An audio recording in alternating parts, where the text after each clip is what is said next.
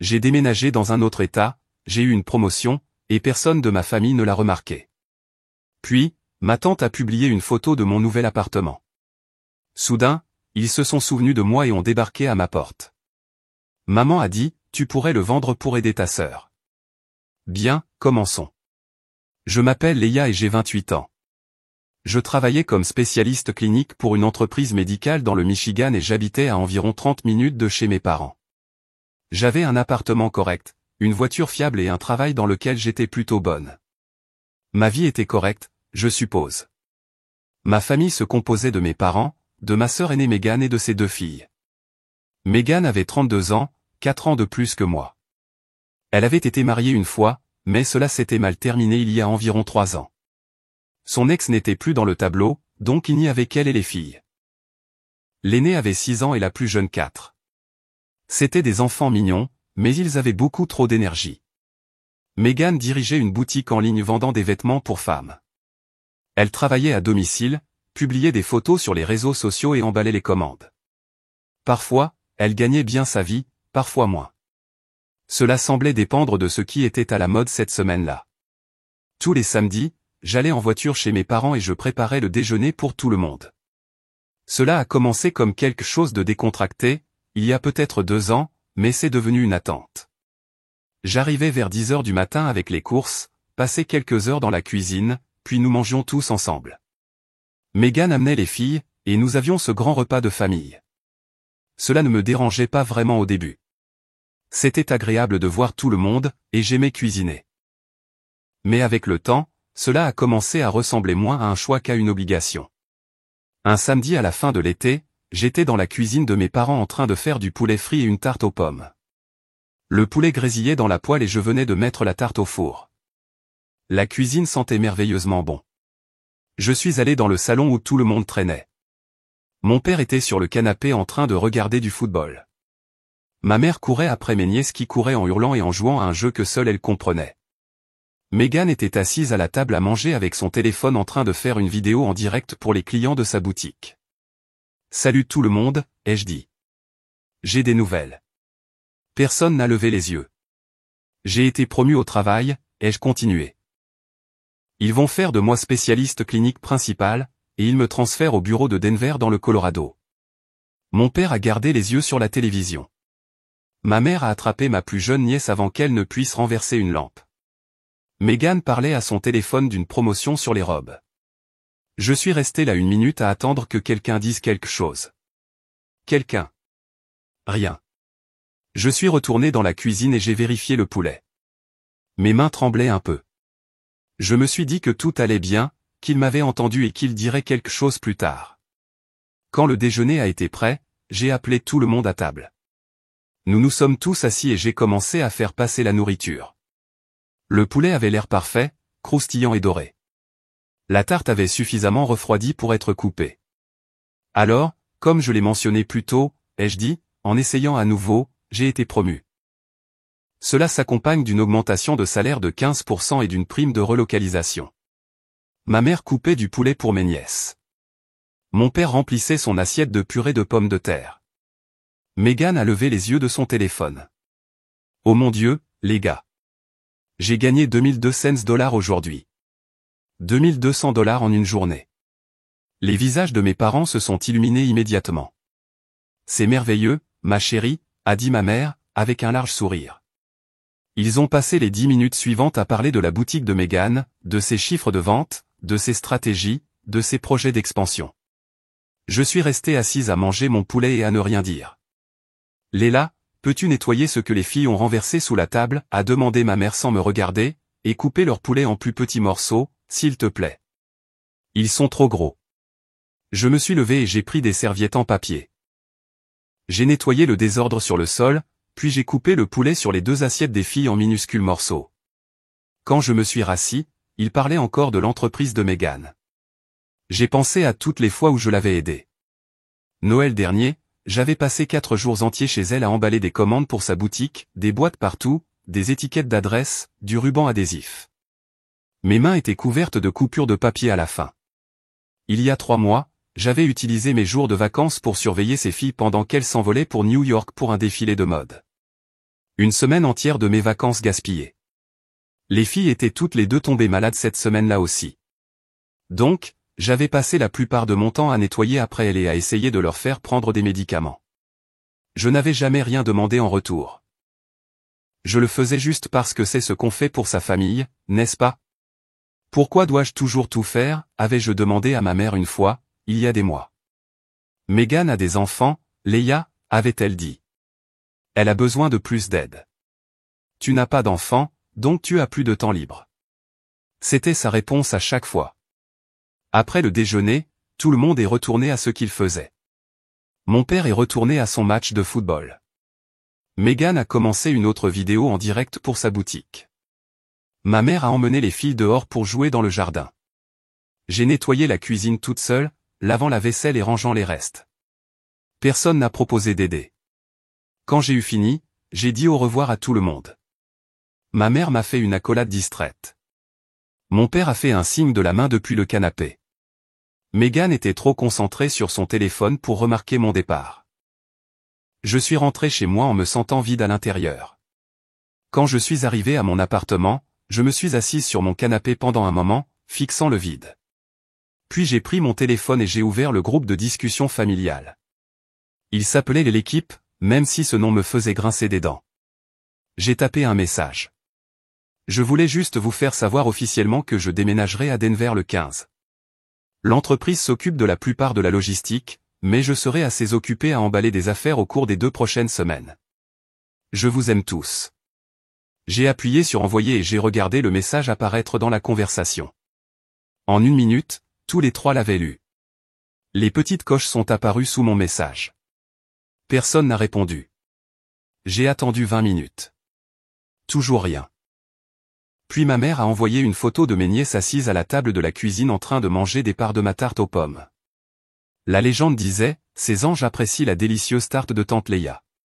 Quelques minutes plus tard, Megan a écrit, nouveau record aujourd'hui. 2400 $ de vente. C'est dingue. Ma mère a répondu avec une série d'émojis de célébration. J'ai posé mon téléphone face vers le bas sur la table basse, puis j'ai commencé à pleurer. Pas des pleurs forts et dramatiques, juste de silencieuses larmes coulant sur mon visage alors que j'étais assise là, seule dans mon appartement. J'avais tellement travaillé dur pour cette promotion. J'avais passé des mois sur le projet qui m'avait fait remarquer par la haute direction. J'avais fait des heures supplémentaires, assumé des responsabilités supplémentaires, fait mes preuves encore, et ma famille ne pouvait même pas le reconnaître.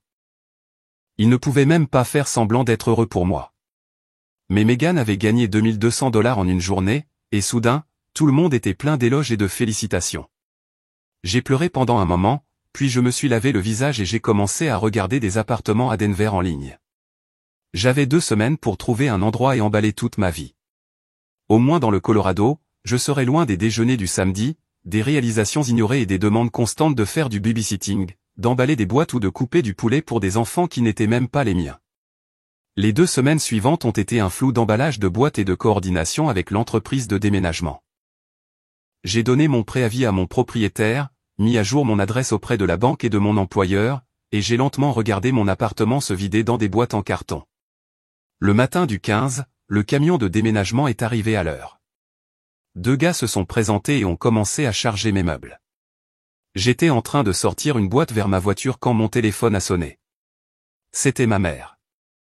Leia, j'ai besoin que tu viennes samedi, a-t-elle dit. Pas de bonjour. Pas de comment vas-tu?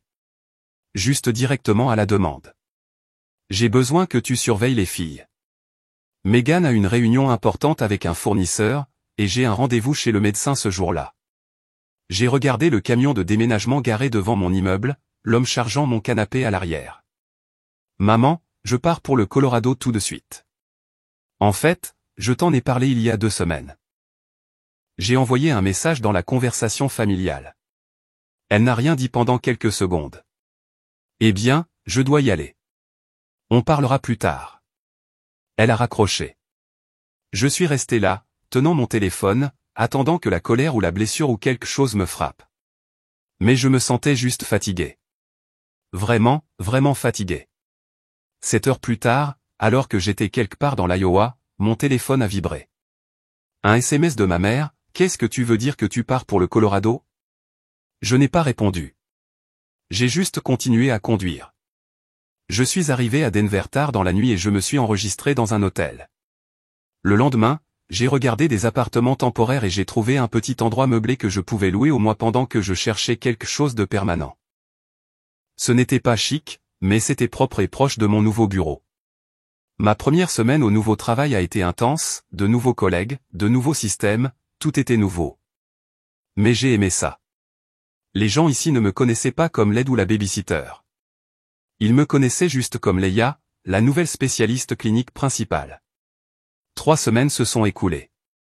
Je m'étais installé dans mon appartement temporaire et je me sentais à l'aise avec ma nouvelle routine. J'avais même trouvé un café que j'aimais près de mon bureau. Puis ma mère a posté dans la conversation familiale. Fête de famille pour le 60e anniversaire de tante Karen samedi. Leia, viens tôt pour aider à installer.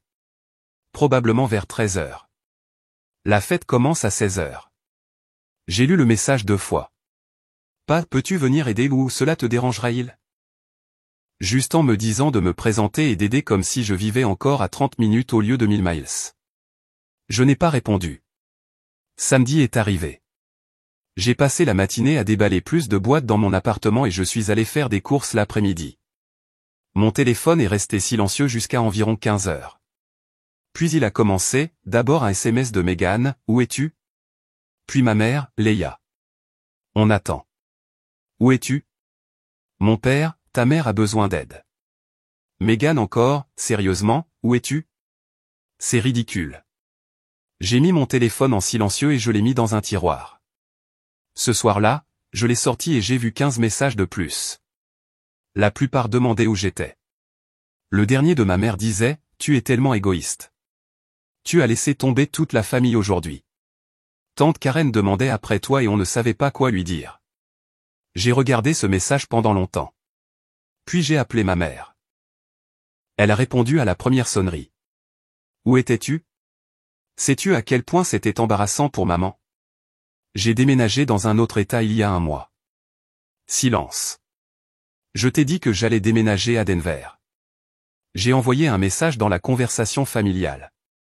Tu l'as lu. Eh bien, je ne me souviens pas avoir vu ça, a-t-elle dit. C'est la première fois que j'en entends parler. J'ai presque ri. Tu as lu le message, maman. J'ai vu la coche. Eh bien, d'accord, mais as-tu la moindre idée à quel point c'est incommode? On a vraiment du mal sans toi ici.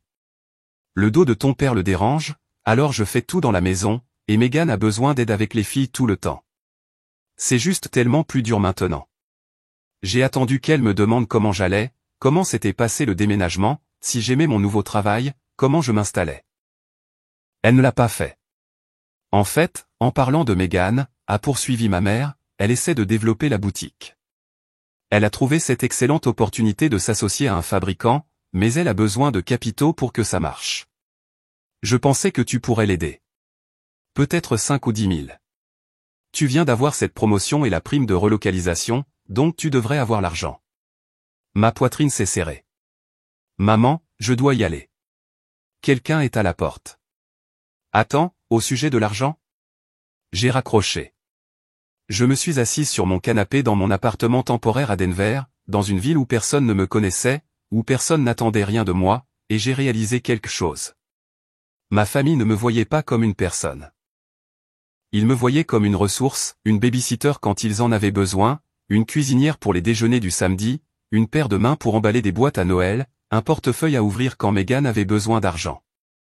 Ils se fichaient de ma promotion. Ils se fichaient que j'ai déménagé à travers le pays.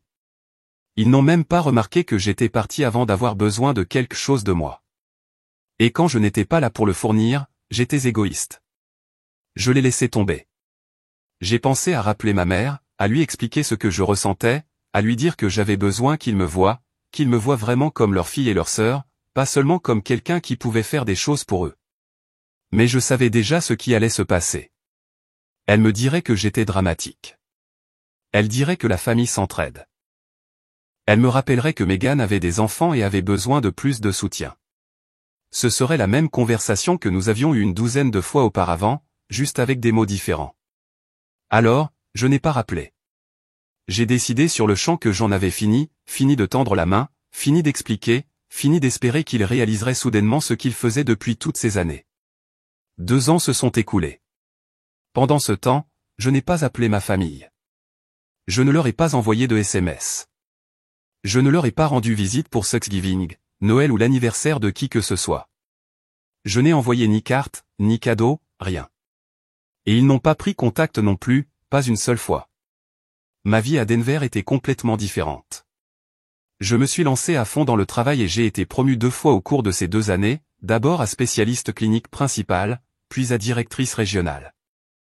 Mon salaire a presque doublé par rapport à ce que je gagnais dans le Michigan. 1 an après avoir déménagé, j'ai acheté mon propre appartement à Cherry Creek, un quartier agréable avec des rues bordées d'arbres et de bons restaurants. Il avait 2 chambres, un balcon avec vue sur la montagne et une cuisine dans laquelle j'aimais vraiment cuisiner. Il était à moi, complètement à moi. J'ai aussi eu un chien, un caniche que j'ai appelé Max. Il était intelligent et énergique, et l'avoir autour de moi rendait l'appartement moins vide. Il y a 3 mois, j'ai rencontré quelqu'un. Il s'appelait Ethan et il avait 33 ans. Il possédait une start-up qui fabriquait du matériel de rééducation pour les cliniques de physiothérapie.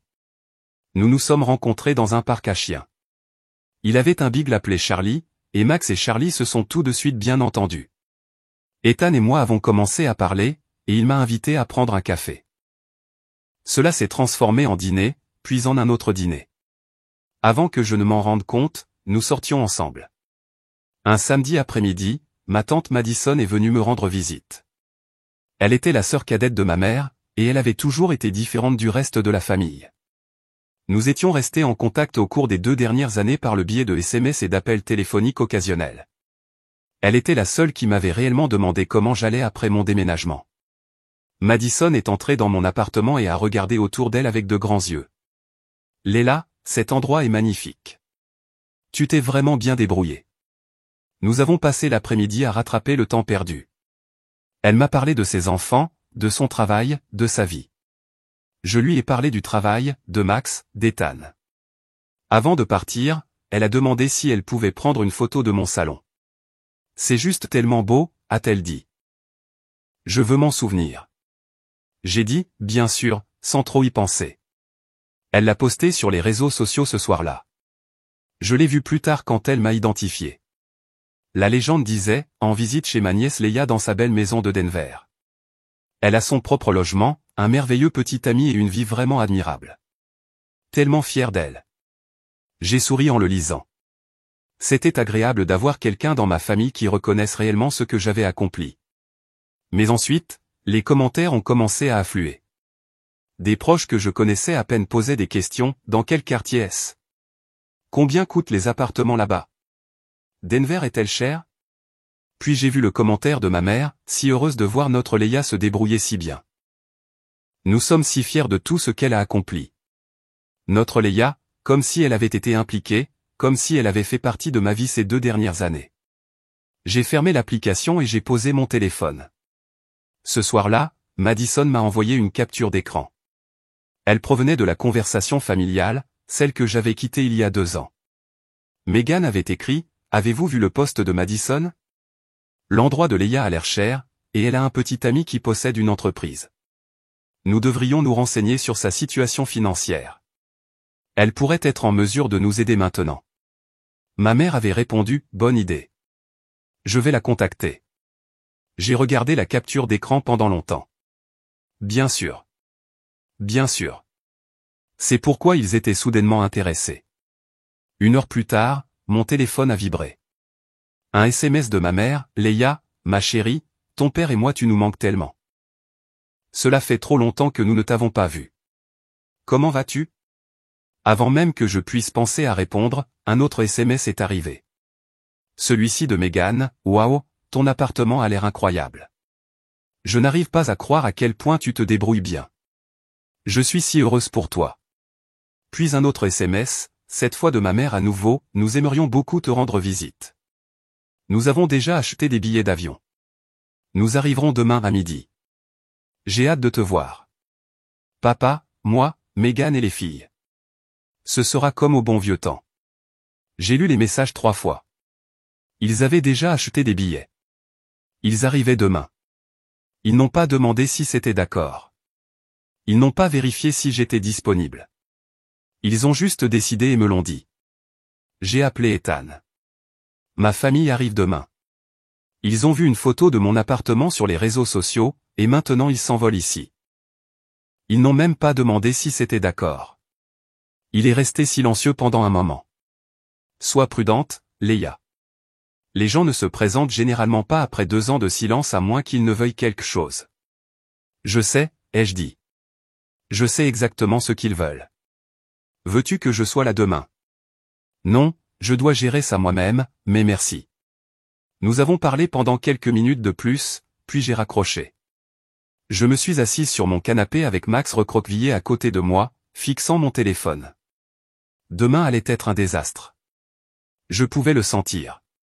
Mais au moins cette fois, je n'allais pas me contenter de sourire et d'acquiescer et de les laisser prendre tout ce qu'ils voulaient de moi. Le lendemain matin, j'ai nettoyé mon appartement et je me suis préparé. Vers midi, ma sonnette a sonné. J'ai ouvert la porte, et ils étaient là. Ma mère m'a serré trop fort dans ses bras, me pressant comme si elle essayait de rattraper 2 ans en une seule étreinte. Mon père se tenait derrière elle en tenant une boîte à gâteaux. On a apporté ton préféré, a-t-il dit. Gâteau à la crème aigre. Le gâteau à la crème aigre n'était pas mon préféré. Le gâteau au miel l'était, mais je ne l'ai pas corrigé. Megan est entrée ensuite avec ses filles, qui avaient maintenant 8 et 6 ans. Elles ont immédiatement commencé à courir dans mon appartement, à tout toucher, à ouvrir les placards, à ramasser les décorations.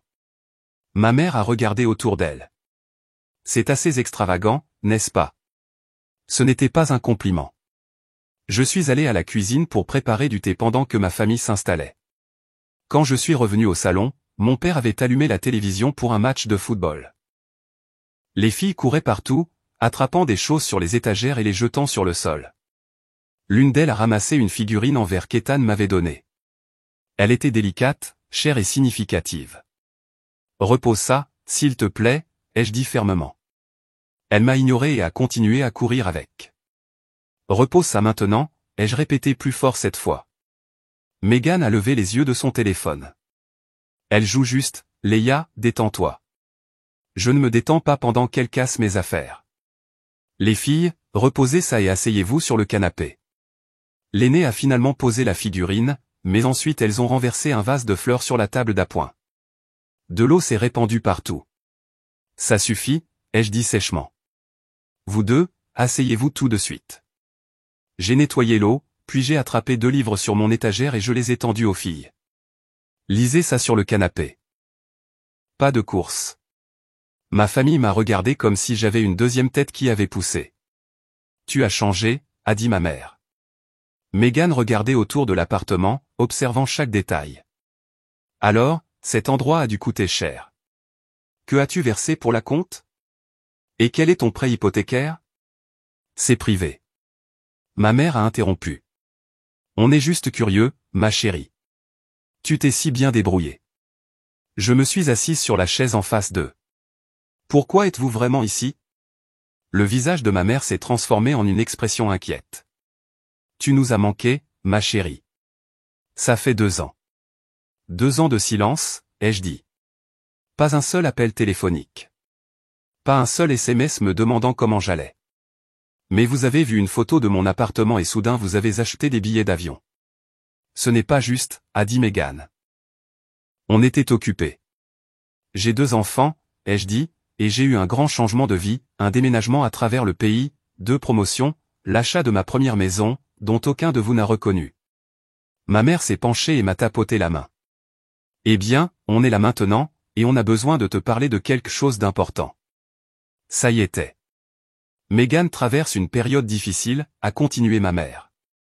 Megan a hoché la tête. Après 5 ans avec la boutique en ligne, j'ai décidé d'ouvrir un vrai magasin, une boutique physique. Maman et papa ont investi leurs économies de retraite pour m'aider à démarrer. Mais ça n'a pas marché. L'emplacement n'était pas bon. Le loyer était trop élevé. J'ai dû fermer après 8 mois. Maintenant, j'ai 42 000 $ de dette à cause du bail commercial. Ma mère s'est penchée en avant. On a dépensé tout ce qu'on avait pour aider Megan. On n'a plus rien. J'ai attendu. Alors, on a pensé, a dit ma mère prudemment, que tu pourrais vendre cet appartement et aider ta sœur. Tu n'as pas vraiment besoin d'un endroit aussi grand. Et ton petit ami a de l'argent, n'est-ce pas? Il possède une entreprise. Tu pourrais emménager avec lui. J'ai en fait ri. Laissez-moi vous dire à quoi je pense. Je pense à la façon dont j'ai annoncé ma promotion et mon transfert et aucun d'entre vous n'a réagi. Je pense à la façon dont j'ai envoyé un message disant que j'allais déménager et vous l'avez tous lu mais vous n'avez rien dit. Je pense à la façon dont vous avez oublié mon anniversaire 2 années de suite. Je pense à passer 4 jours à emballer des boîtes pour votre boutique à Noël au lieu de profiter de mes vacances. Je pense à utiliser une semaine entière de mes vacances pour faire du babysitting pour vos enfants pendant que vous alliez à un défilé de mode. Ils se sont tous tus. Pendant des années, j'ai été votre babysitter, votre cuisinière, votre aide, votre portefeuille. Et quand j'ai déménagé et que j'ai cessé d'être disponible pour tout ça, vous vous en fichiez. Vous n'avez pas pris contact. Vous n'avez pas vérifié si j'allais bien. Mais maintenant que vous avez besoin d'argent, vous voilà. Après 2 ans de silence complet. Leia, a commencé ma mère. Non. Je suis allé à la porte et je l'ai ouverte. Cette visite est terminée. Vous devez partir. On a fait tout ce chemin en avion, a dit mon père. Ce n'est pas mon problème. Je ne vous ai pas invité. Vous avez décidé de venir sans me le demander. Maintenant, je vous demande de partir. Ma mère a commencé à pleurer. Tu choisis l'argent plutôt que la famille. Non, je me choisis plutôt que des gens qui ne me voient que comme un guichet automatique. Megan s'est levée. On est sœurs, Leia. Alors agis comme telle. Agis comme si tu te souciais de moi en tant que personne, pas seulement de ce que je peux faire pour toi. On n'aurait pas demandé si on n'était pas désespéré, a dit mon père, c'est ça le problème. La seule fois où vous me parlez, c'est quand vous êtes désespéré. Pas quand j'ai été promu. Pas quand j'ai déménagé, pas à mon anniversaire. Seulement quand vous avez besoin de quelque chose. Ils ont rassemblé leurs affaires dans un silence gêné. Les filles ont ramassé les livres que je leur avais donnés, et Megan les a pris de leurs mains. À la porte, Megan s'est retournée. Je ne pensais pas que tu deviendrais aussi froide. Je ne suis pas froide. J'en ai juste fini d'être utilisé. Il y a une différence. J'ai fermé la porte derrière eux. Ce soir-là, j'ai découvert qu'ils étaient retournés dans le Michigan. Au cours des jours suivants, mon téléphone a été inondé de messages. Ma mère a supplié. Mon père a essayé de s'excuser à sa manière maladroite. Megan a alterné entre excuses et accusations. 2 semaines plus tard, Megan a envoyé un long email détaillant ce qui se passerait sans mon aide, la fermeture définitive de la boutique, mes parents devant peut-être vendre leur maison, les filles souffrant parce que leur mère était stressée. Je l'ai lu une fois et je l'ai mis dans un tiroir. Des mois plus tard, mon téléphone a sonné avec le numéro de ma mère. J'ai failli ne pas répondre, mais quelque chose m'a poussé à décrocher. « Salut, Leia » a-t-elle dit doucement. « Je t'appelle pour m'excuser au nom de nous tous. On t'a très maltraité, et tu ne méritais pas ça. Je n'ai rien dit. On aimerait essayer de réparer notre relation, a-t-elle continué. Si tu es d'accord, selon tes conditions, quand tu seras prête. J'apprécie ça, ai-je dit, mais j'ai besoin de temps. Je ne suis pas encore prête. Je comprends. On va attendre, et on va essayer de faire mieux. D'accord, je vais y réfléchir. C'est tout ce qu'on peut demander. Prends soin de toi, Leia. Toi aussi. Ethan et moi avons décidé de nous marier l'année prochaine. Nous n'avions pas encore fixé de date, mais nous savions tous les deux que c'était ce que nous voulions. Et si certains membres de ma famille ne venaient pas au mariage, ce serait d'accord. J'avais une vie maintenant, une vraie vie avec un partenaire qui me respectait, un travail que j'aimais et une maison qui était vraiment la mienne. Je n'étais plus laide invisible. J'étais juste Leia. Et c'était suffisant.